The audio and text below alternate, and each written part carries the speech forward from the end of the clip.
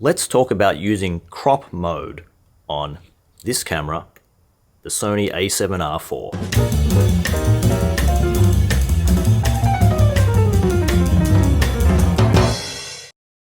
I've made a number of videos about the Sony A7R IV, and in many of them I've talked about crop mode or APS-C mode and how I think it is so much more useful on that camera.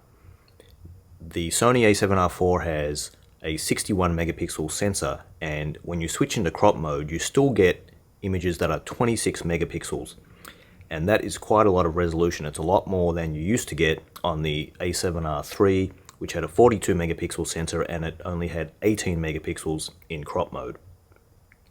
I thought it would be useful to make a video in which we talk just about using crop mode. I have talked about this a little bit in some of my other videos, so if you've seen those videos and also if you have a good grasp of all the concepts, this video might not be for you. You might not learn anything else. But if you have not seen any of those other videos, or if you've seen them and you're still a little bit confused, hopefully this video will clear things up. So let's talk about the advantages of using crop mode and the disadvantages of using crop mode, and when you might want to use crop mode. So firstly, let's talk about the downsides. To be clear, when you go into crop mode, you are losing resolution, right? Like, it's, instead of getting a 61 megapixel image, you're now only getting a 26 megapixel image because it is losing a whole bunch of content around the outside of the sensor. You're only using a smaller part of the sensor. And when you do that, you've obviously lost that content immediately. You can't get it back in any way.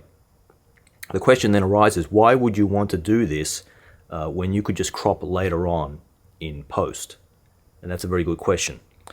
So when you do the crop in the camera, you've already lost it. You have no flexibility. When you do the crop in post, you have flexibility because you might not want to crop as much as the crop does when it happens in the camera. You might want to crop less.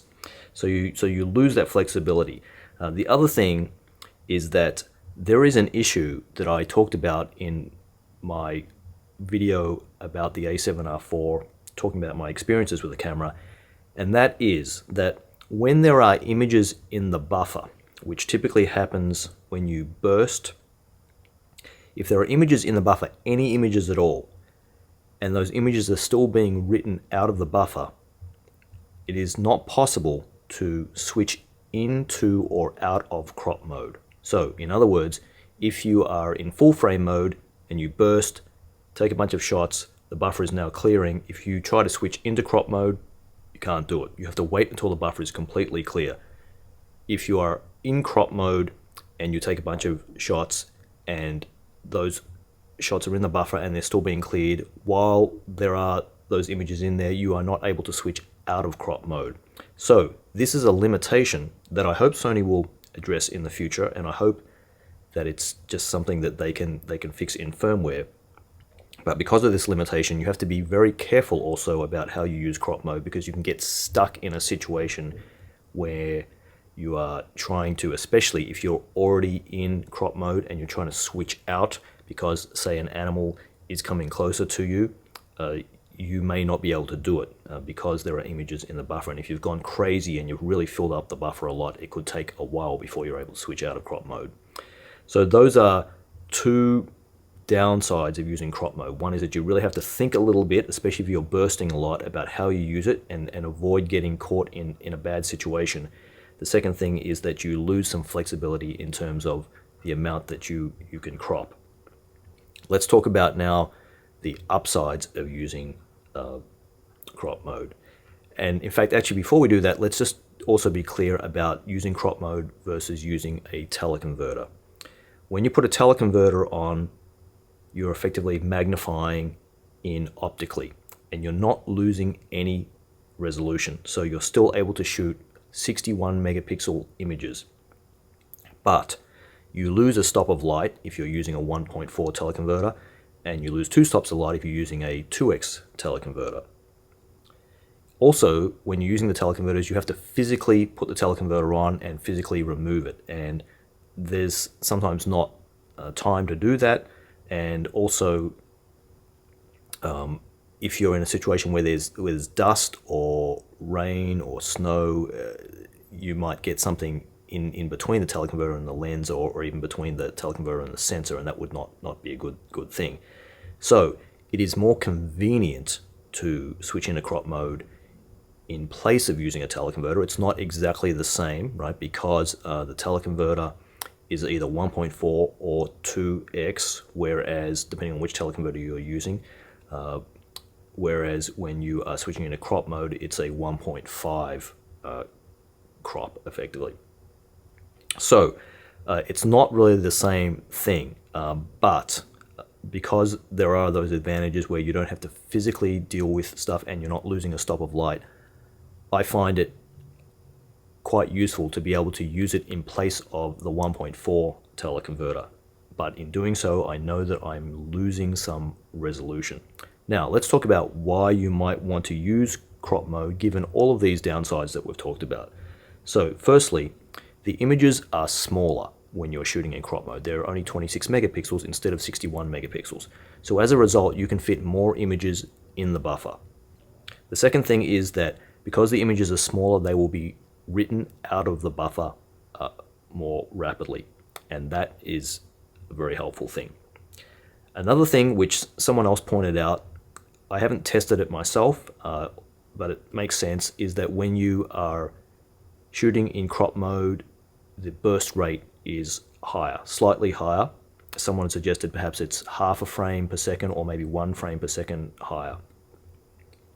For myself, when I want a faster burst rate, usually I'm just going to switch to the A9 because it has just a substantially faster burst rate.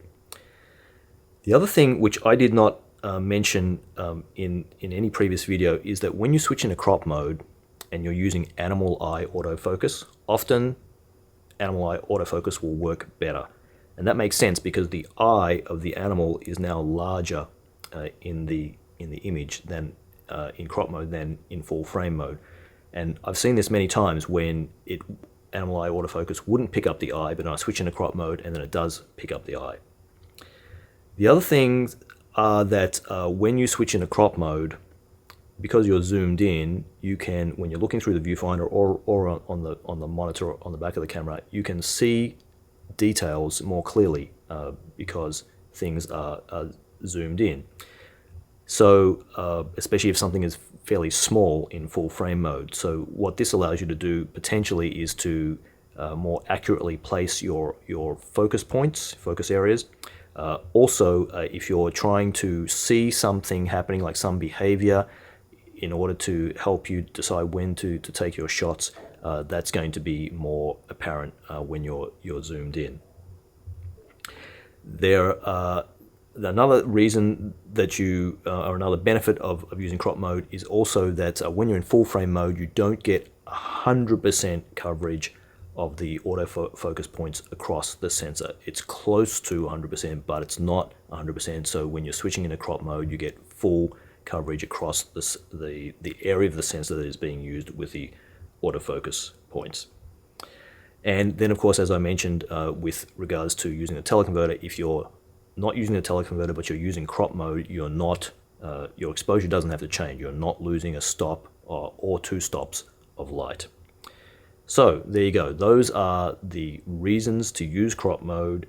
You have to, there's no free lunch, right? Like there is a cost to doing it, especially if you're bursting. As I mentioned before, you really need to think a little bit about how you use crop mode because you don't want to get stuck in it if you're bursting a lot.